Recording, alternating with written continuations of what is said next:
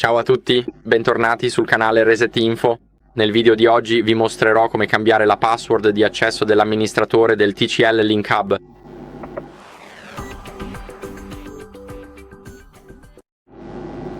Quindi per prima cosa quello che faremo è utilizzare l'interfaccia web che vedete qui, ovvero 192.168.1.1, e ora andremo sul sistema.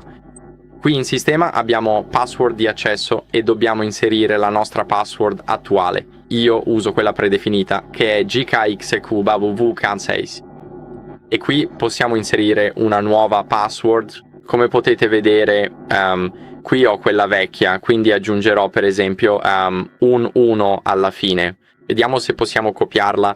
Possiamo. Quindi ora quello che faremo è cliccare su applica.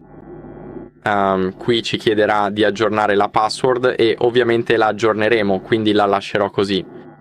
Ora rientrerò nel sito e farò il logout. Vediamo se uso la vecchia password. Vediamo se riusciamo ad entrare. Come potete vedere è errata, ma una volta che premo l'1 saremo dentro.